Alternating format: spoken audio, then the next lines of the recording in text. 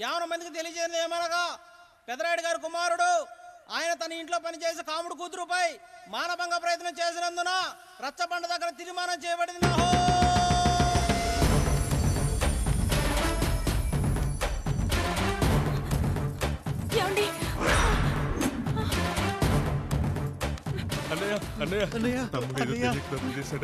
మన కుటుంబ గౌరవం నీ చేతిలో ఉంది. దయచేసి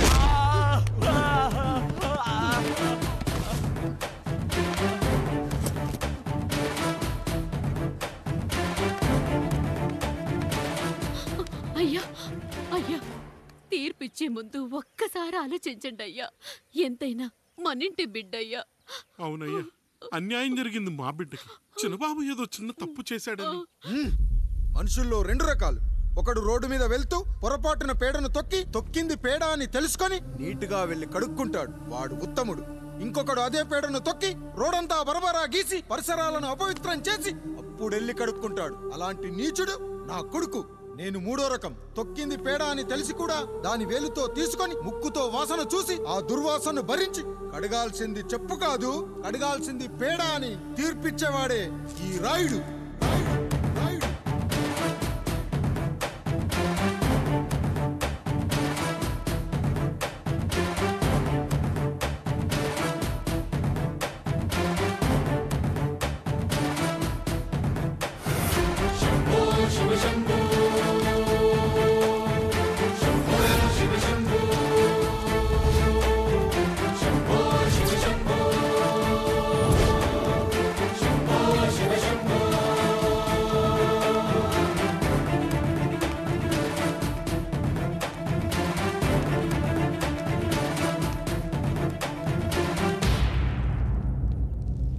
అయ్యా, మీ కుటుంబానికి ఈ పరిస్థితి వస్తుందని అస్సలు ఊహించలేదయ్యా. పచ్చటి పుచ్చకాయలో పుచ్చుంటుందేమో గాని పచ్చని మీ సంసారంలో ఇలా మీ తమ్ముడు గారు కొన్ని తరాలుగా మా వంశం ఈ ఊరిని పరిపాలిస్తుంది. మా వంశానికి స్త్రీలంటే ఎంత గౌరవమో తెలుసా? ఆడవాళ్ళు వంటింటి కుందేళ్లు కాకూడదని మా ముత్తాత గారు పెళ్లి కూడా చేసుకోలేదు. మా తండ్రి గారు పాపారాయుడు ఎవడో ఒకడు ఒక స్త్రీని మోసం చేసి కడుపు చేస్తే ఆ కథ విని ఆ పుట్టిన పిల్లాన్ని ఆ మోసగాడికి ఇచ్చేసి ఆమెను పెళ్లి చేసుకుని ఆమెకు కొత్త జీవితాన్ని ఇచ్చాడు. నేను కూడా నా వంతు సహాయంగా కొంతమంది స్త్రీమూర్తులను పెళ్లి చేసుకుని వాళ్లకు జీవితాన్ని ఇవ్వాలనుకున్నా. అలాంటిది నా వంశంలో ఇలాంటి చీడ పురుగు పుట్టాడు.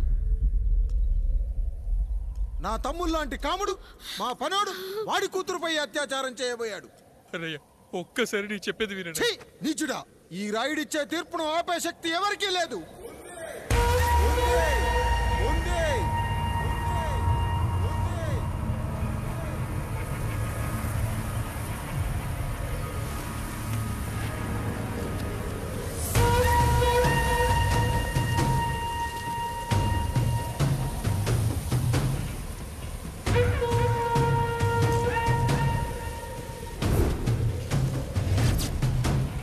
గుర్తుపట్టావా పెదరాయుడు?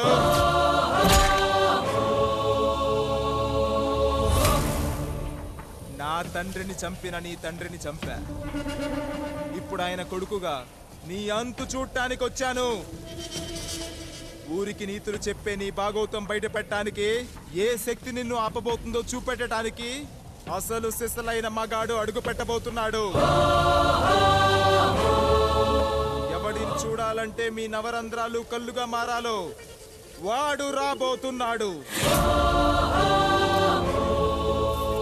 చెప్పి వచ్చే తుఫాను కాదు వాడు, వచ్చాక చెప్పుకునే సునామీ వాడు. ఇక వాడిని ఆపటం అంటే ఎవరెస్ట్ ని క్రేన్ తో లేపటమే. పాపారాయుడు, పెదరాయుడు, ఆ రాయుడు, ఈ రాయుడు అని మీ బతుకుల్లో రాళ్లు వేస్తున్న వాళ్ళకి సమాధానం చెప్పటానికి వస్తున్నాడు అసలు సిసలైన Rayudu. So I am presenting you the one and only Android.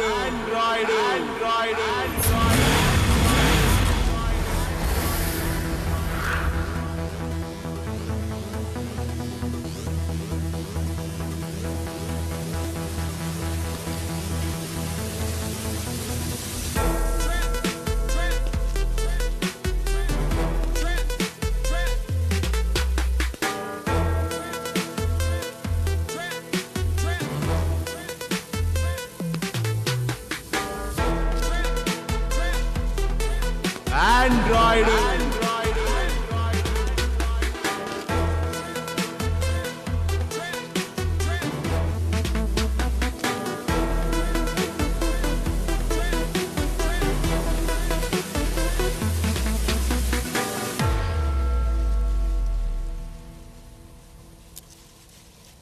అమ్మా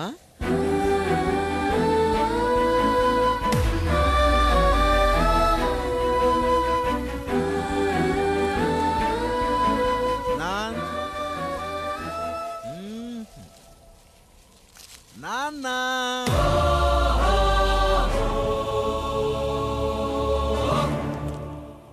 అసలేం జరిగిందో నువ్వు చెప్పమ్మా.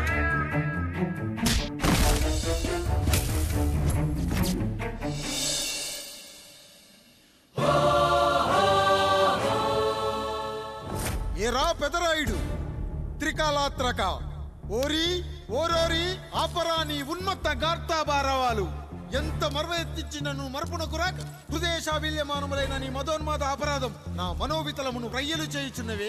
అహో క్షీరా వారాసి జనతారక సుధాకర కొనిదెల నందమూరి అక్కినేని గట్టవనేని మంచు దగ్గుపాటి వంశ సముత్పన్న మహోత్తమ మహా నట పరిపాలిత చిత్ర సామ్రాజ్యమున నూతన వారసుడనై నిజభుజ వీర్య ప్రకంపిత చతుర్దశ భువన సూర్యవరణిలకు భ్రాతా సమానులైన చతుష్టి పితృవులకు అనుజుడనై సింహపురి తీరమున జన్మించి భరతఖండమున సకల జనులచే పరమ పావనిగా కీర్తింపబడుతున్న మహోత్తమ మహిళ ఈ పతివ్రత పండునకు పుత్రుడనై మానధనుడనై మనగడ సాగించు నన్ను చూసి ఈ విశ్వమంతయు ప్రసుడట ప్రసుడట అని పగులబడిన ఊటయా అనాథాన్ని అవహేళన చేయుటయా. అహో తలసతులతో తూయిడగు నన్ను పుత్రుడుగా సంభావింపక సన్మానింపక పితృధర్మ పరిదక్షుడై లజ్జా విముక్తుడై ఈ కపట పెదరాయుడు నన్నేల వివాసుని సేవలే. అవునులే, అశుద్ధ స్వరూపుడగు రాయణకు ఎగ్గేమి సిగ్గేమి. వంతు వంతున ఆలికి ముందొక ఆలిని పరిభోగించిన పర్యంతము రచ్చన కర్పించుతో పచ్చ పచ్చ వైభవంలో తేలించు వీడు తన ఇంట ముగ్ధదాసి సాంగత్యమున నన్ను కని త్యజించినంత మాత్రమున నేనేల కటకట పడవాలి. ఊర కుక్క ఉచిత జ్ఞానముతో సంభోగించిన సరిపెట్టుకుంటున్నా ఈ లోకమున మూకుడుండునా అయినను దుర్వ్యాజమున సాగించు అవివేక న్యాయ విచారణ అని తెలిసి మేమేలా రావాలి. వచ్చితిమి పో విచక్షణాపేతమై సర్వత్ర కామ కలాపాలు సాగించి ఈ శునకంపు ఇచ్చట ధర్మ విధేతగా ఏలా ఉండవాలి. ఉండినాడు పో వృక్షమునకు వస్తము కట్టిన విదుక్షాపేక్ష కలిగి తన పరభేదములను మర్చి విచక్షణ రాహిత్యముతో అట్ట సంభోగమునకు పాల్పడు ఈ త్రాపి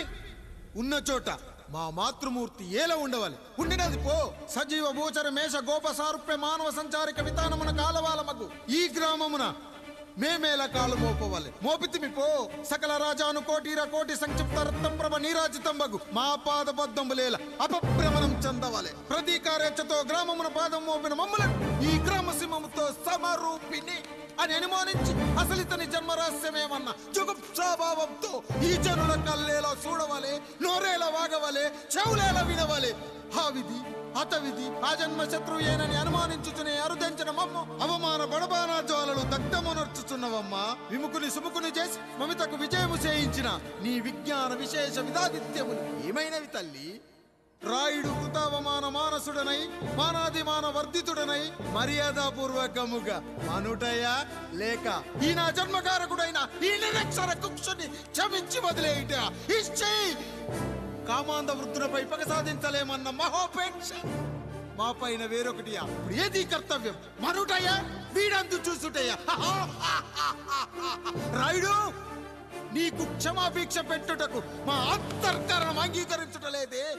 ఈనాయందు ప్రవహించు రుధిరము నీదే కదా, నీదే అని విర్రవీగుతున్న ఈ జనం ధనం భోగవ్యోగం నీ నుంచి అపక్రమించి నిన్ను వివస్థలో గావించి మార్గ పదమధ్యమున సంసర్గ ముగ్ధుడ గావించదను. Peddarayudu time is our android time starts now.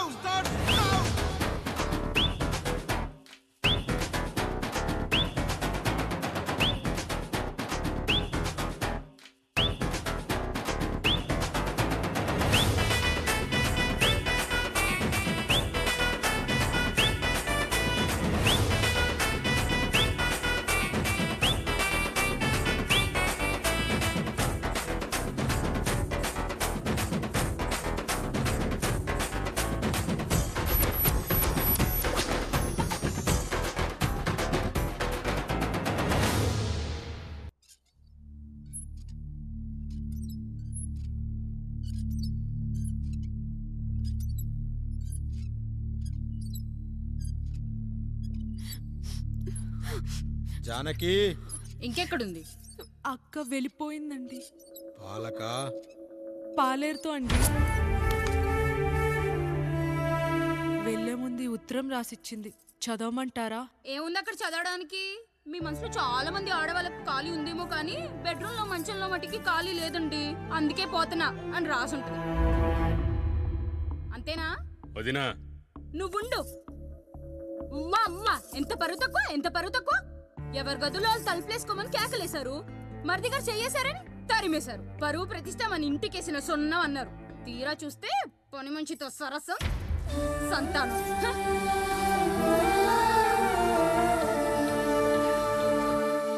పని చేయించుకొని డబ్బులు ఇవ్వాలి గాని బిడ్డల్నిస్తారని నేనెక్కడా వినలేదమ్మా ఈ చోద్యం. ఇంక మీరు ఆపుతారా? మీరేంట్రా ఏం మాట్లాడరు? ఏం మాట్లాడాలమ్మా? తమ్ముడు తప్పు చేశాడని పట్టుకుని కొట్టారు. అదే తప్పు ఆయన గారు చేస్తే మాత్రం ఆయన ఒక్క మాట కూడా అనకూడదా? అంటే అమ్మా, రేపు ఎప్పుడైనా మాకు కూడా ఇంకో ఫ్యామిలీ పెట్టుకోవాలని కోరిక కలిగినప్పుడు అప్పుడు నువ్వు చేసిన పనే మేము చేసావు నాన్న అని చెప్పడానికైనా ఇప్పుడు మాట్లాడాలి కదమ్మా.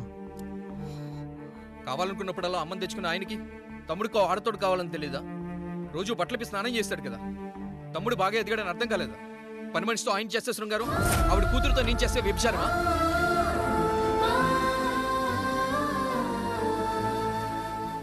మాట్లాడవేంట్రా కాముడు? నువ్వు కూడా నా చొక్కా పట్టుకొని అడగరా?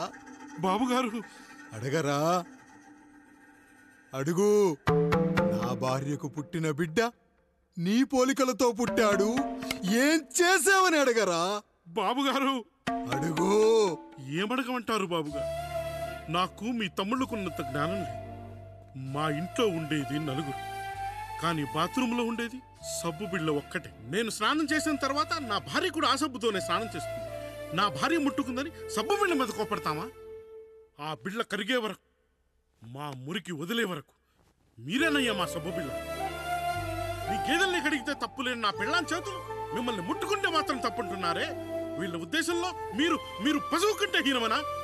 ఏమిటి అన్యాయం? నా వరకు ఆ బిడ్డ నా దేవుడిచ్చిన ప్రసాదం. అది పూజారి ఇచ్చాడా ఇంకోటి ఇచ్చాడా నాకు అనవసరం.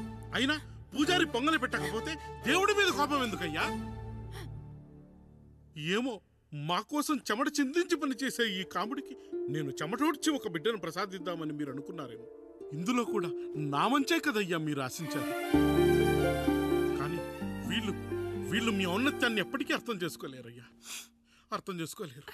అయ్యా, ఈరోజు మీ పెళ్ళాం పాలేరుతో వెళ్ళిపోయి ఉండొచ్చు, మీ బిడ్డలు ఈరోజు మిమ్మల్ని తిట్టచ్చు. కానీ ఈ కాముడు మిమ్మల్ని ఎప్పుడూ వదిలి వెళ్ళడు. మీ చావును ఈ కళ్ళతో చూసే వరకు మిమ్మల్ని వదిలిపోడయ్యా, వదిలిపో. మీరే మా దేవుడు, మీరే మీరే మీరే మా దేవుడు, మీరే మా దేవుడు, మీరే మా దేవుడు.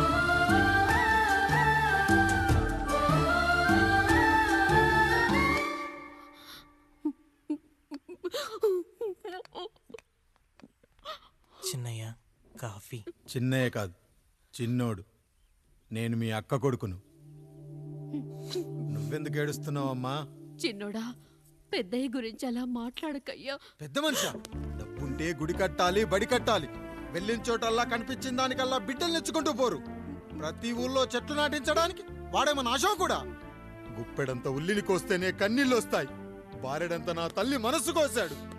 వాడి కన్నీళ్లు కాదు, రక్తం రావాలి, వచ్చేలా చేస్తా. మనల్ని ఇంతగా మోసం చేసిన వాడికి ఆస్తి, 3 పిల్లలు. నీకు మాత్రం పేదరికం ఒక్కడే. వద్దు చిన్నయ్య, వద్దు చిన్నయ్య.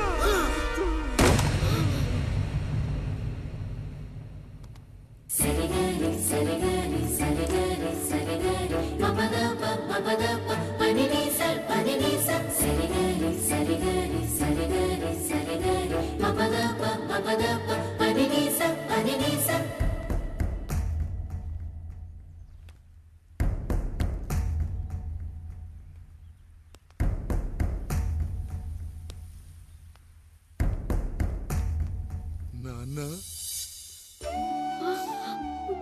నాన్న.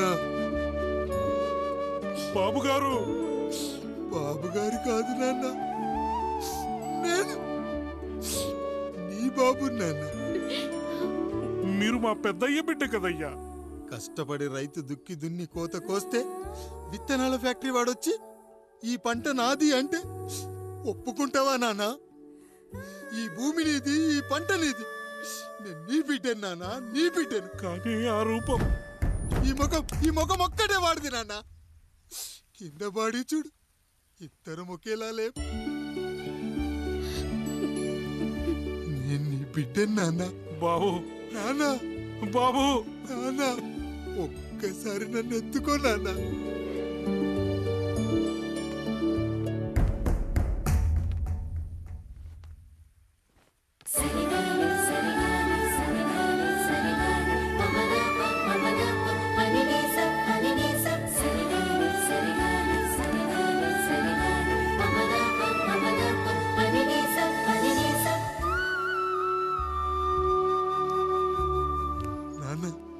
నువ్వెంత మంచివాడివి నాన్న.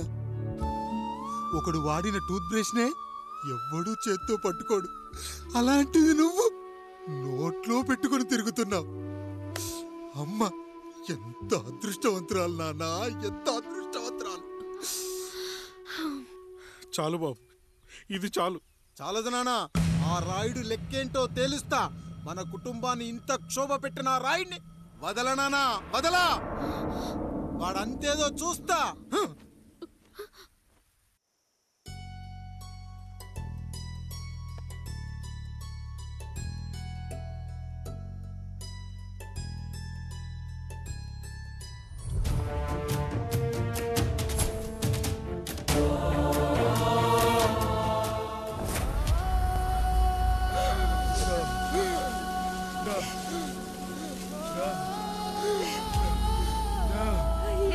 చూడండి అయ్యా, వీళ్ళని చూసాకైనా మీ మనసు కరెక్ట్ లేదా? తాగటానికి నీళ్లు లేక చావు బతుకుల మధ్య కొట్టు బిట్టాడుతున్నారయ్యా.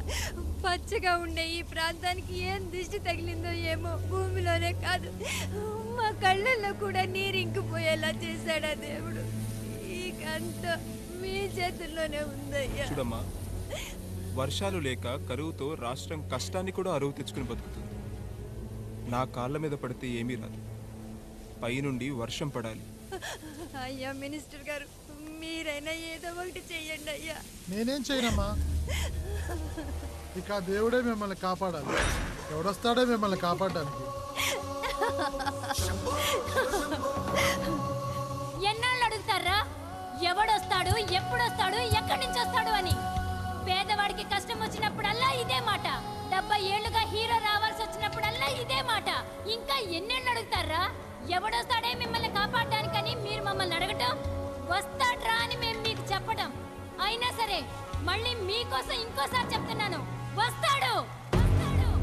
ఆకాశాన్ని చింపుకుంటూ వస్తాడు, నేలను పగలగొట్టుకుంటూ వస్తాడు. ఎవడు? దేవుడు. దేవుడా?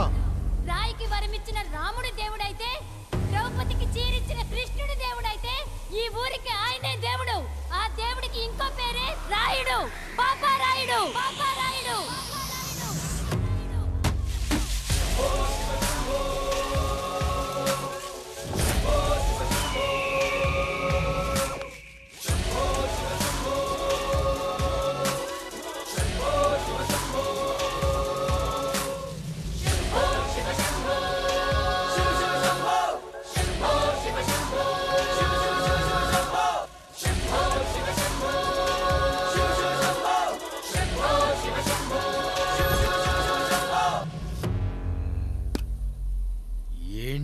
సమస్య?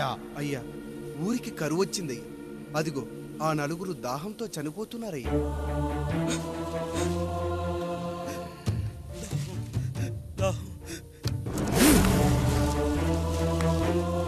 పాపారాయుడు తీర్పు ప్రకటిస్తున్నాడు.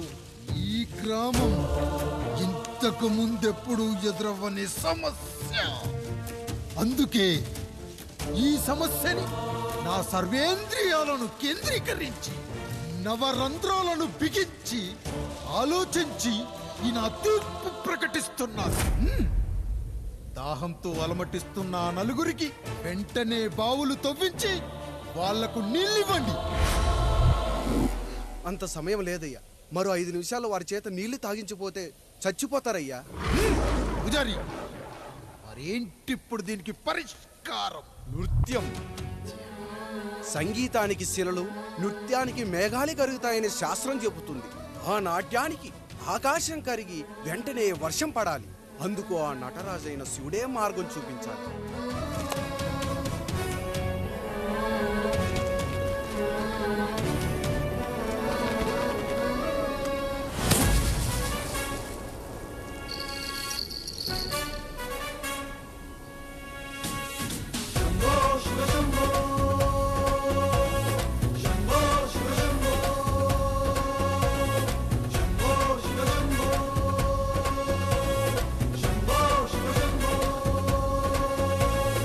ఆకాశంలో మేఘాలన్నీ ఆవేశంతో ఏకం కాని ఊపిరి శబ్దం ఎదలో శంఖం పూరించే వేళ నెట్టూర్పుల్లో నిర్వేదాన్ని పడగాలుల్లో సందేశాన్ని పడగళ్ళయ్యే ఆహ్వానాన్ని పంపించే వేళ పాదమే ఆడే నాదం ధమరుకమే కాదా ప్రాణమే చేసే గానం గంగకు గుడి కాదా గొంతులో దాహం దేహం దహించే వేళ నటరాజుగా రాజుని నేరుగా చూసిన నింగిక నేలకు నది కాదా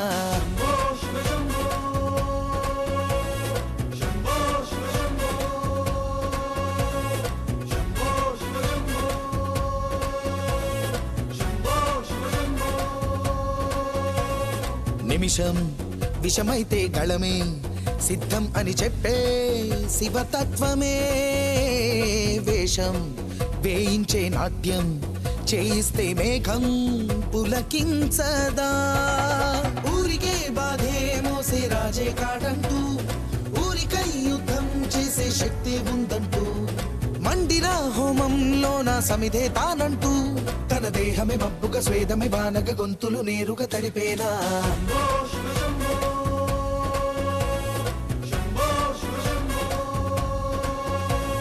బాధను మండే గుండెకు నేనున్నానంటూ గొంతులో గరణం నేనే మోస్తాలే అంటూ అమృతం పంచే తీరు చూస్తూ ఊరంతా తన మాటని గీతగా చేతని లీలగా దేవుని తీరుగా కొలిచేలా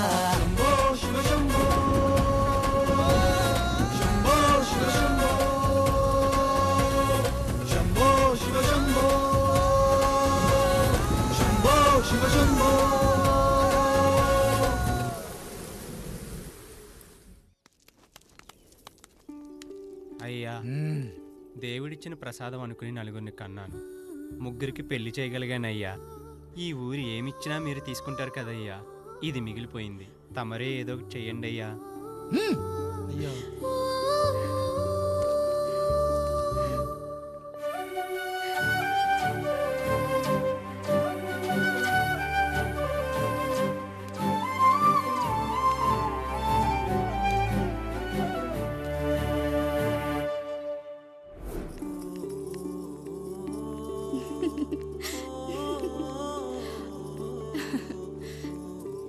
ఈ ఇల్లు ఆస్తి ఇంత గొప్ప భర్త పిల్లలు చాలా ఆనందంగా ఉందండి కానీ నాకు ఒకటే లోటు మన తర్వాత మన పిల్లల్ని చూసుకోవడానికి వీళ్ళకొక అన్నయ్య కావాలండి అచ్చం మీ పోలికలతో వీళ్ళకొక అన్నయ్యని కందామండి నువ్వు అడిగితే కాదనగలనా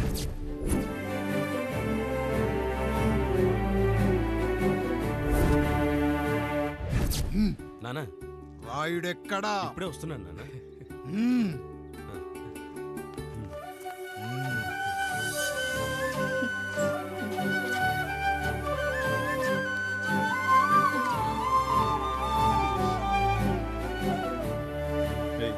చూడరా మీ అన్న మీద పగ తీర్చుకోవడానికి నీకు ఇదే సరైన సమయం పర్లేదంటావా ఏం పర్వాలేదు అయ్యా ఎరా రంగా ఏం కావాలో అడగరా నీకంటూ ఏమి ఇవ్వలేదు నువ్వు ఏమి అడగలేదు చెప్పరా మా అన్నకు నాకు పడట్లేదయ్యా తోడ పుట్టినవాడని చాలా సహించాను అడ్డమైన దానాలు చేసి ఆస్తి మొత్తం పోగొట్టాడు ఇప్పుడేం కావాలరా కొద్దిగా ఈ కత్తి తీసుకొని వాడిని చంపి పెట్టండి అయ్యా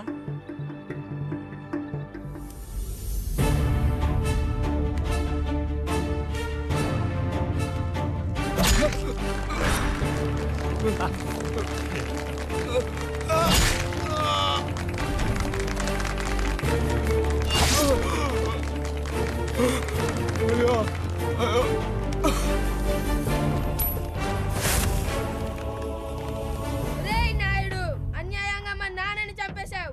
గుర్తుంచుకో, ఈ నాయుడి కొడుకు నీ కుటుంబం పాలిట సైనికుడిగా మారబోతున్నాడు. నిన్ను, నీ కొడుకుని, ఆడికి పుట్టబోయే కొడుకుని అందరినీ లేపేస్తా.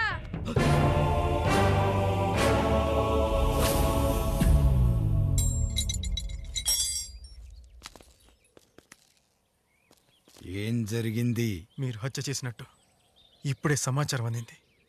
తగిన సాక్ష్యాధారాలు పరిశీలించిన పిమ్మట మీకు యావజ్జీవ కారాగార శిక్ష, 2000 రూపాయల జరిమానా విధిస్తూ అరెస్ట్ చేస్తున్నాను. అయ్యగారు నా కోసం చేసిన త్యాగాన్ని హత్య అంటుందా మీ చట్టం? ఇదెక్కడ న్యాయం? మనిషికి ఇచ్చిన మాట నిలబెట్టుకుంటే అరెస్ట్ చేస్తారా? ఏ దేశంలో ఉంది చట్టం? నన్ను ఏం చేయమంటారు రాయుడు గారు? 9వ తరగతి చదివి ఊర్లో గాలికి తిరుగుతున్నా నన్ను మీ మనిషి ఒకడు పోలీస్ స్టేషన్లో ఉండాలని నన్ను ఎస్ఐన్ చేశారు. సాటి మనిషిని స్వేచ్ఛగా హత్య చేసుకోవాలని దౌర్భాగ్య స్థితిలో బతుకుతున్నాం మనం. మీరు చేసిన ఈ గొప్ప పనిని అర్థం చేసుకునే సంస్కారం, విజ్ఞత, విజ్ఞానం మాకు లేవు సార్, మాకు లేవు.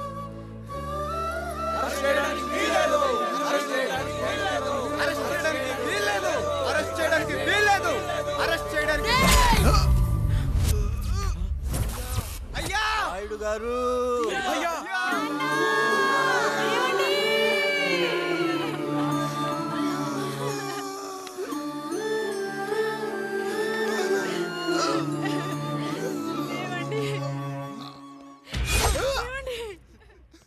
నొప్పిగా ఉందిరా.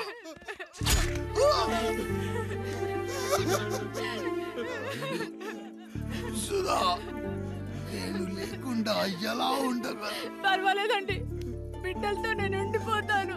అయ్యో, ఈ పాడు సమాజం నిన్ను మనశ్శాంతిగా బతకనివ్వదు. ఇంతమంది పిల్లల్ని చూసుకుంటూ భర్త లేకుండా ఎలా బతకగలం?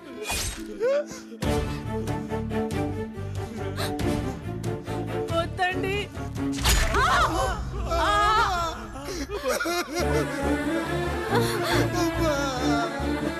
రాయుడు, బిడ్డలు జాగ్రత్త. ఈ రోజు నుంచి వీళ్ళంతా నీ తమ్ముళ్ళు చెల్లెళ్ళు కాదు, నీ బిడ్డలు.